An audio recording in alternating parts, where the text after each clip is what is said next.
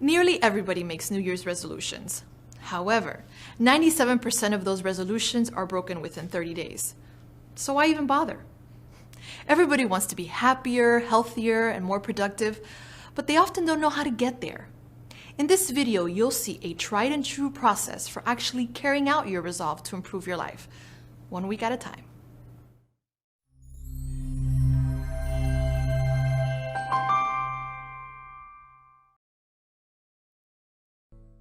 You're looking at this scene through what photographers call a wide-angle lens. They use this kind of lens to capture the big picture.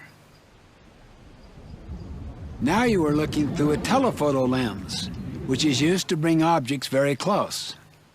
Now you see me through a standard lens that gives you a normal human perspective. Most people live as if they were looking at life through a telephoto lens. They live hour to hour, day to day, looking at their lives through the lens of what's immediately in front of them, at what's most pressing and urgent right now. Imagine walking down a street while looking through a telephoto lens. We would focus only on the immediate threat or the passing impulse. We would live from crisis to crisis, dealing only with urgent things, mistaking them for the important things. The telephoto lens perspective would not allow us to focus on what's truly important, on the big picture of our lives. The big picture is what's ultimately important to us, our life mission, our organizational vision, our long-term quadrant 2 priorities. But we can't focus all the time on the big picture either. If we don't translate our vision into action, we lose touch with reality. We become dreamers and end up neglecting the very details that enable our vision to come true. So how do we stay focused day to day without losing sight of the big picture? The week is the normal lens that gives the most manageable perspective. You see, the week represents a complete patch in the fabric of life. There are work days, evenings, the weekend.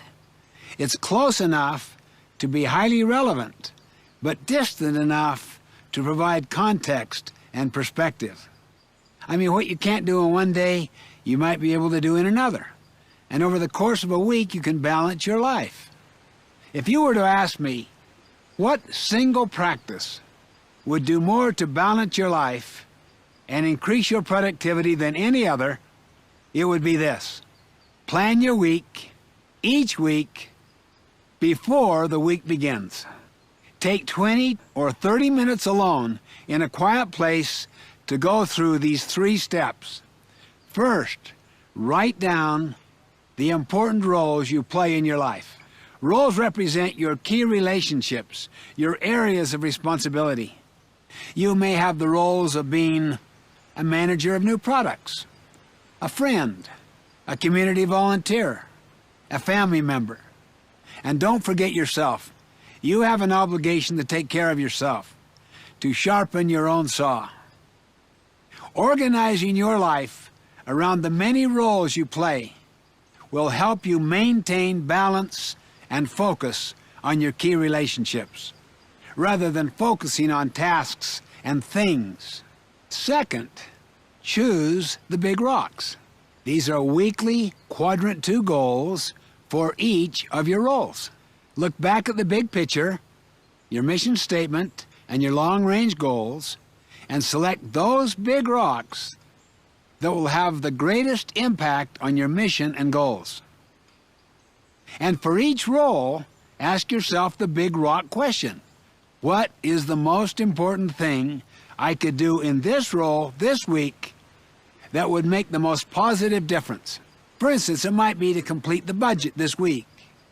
It might be to help a child resolve a problem, or to attend a conference where you will learn new ideas you need for your job.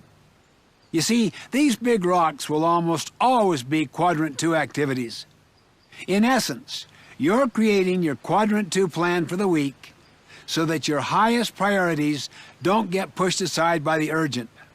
Finally, schedule the big rocks. Block out time now in your calendar for those big rocks before the week fills up with other activities. Then schedule your other activities around the big rocks. I once asked the managers of a struggling shopping center the big rock question. What one thing could you do that you absolutely know would have a significant positive impact on your business? Their answer was unanimous and immediate. Improve their deteriorating relationships with their tenants. They were the store owners in the shopping center. Then I asked them how much time they spent doing those kinds of things. It was less than 5%. Oh, they had all kinds of reasons. They had meetings to go to, reports to make out, email to answer. So you know what they did?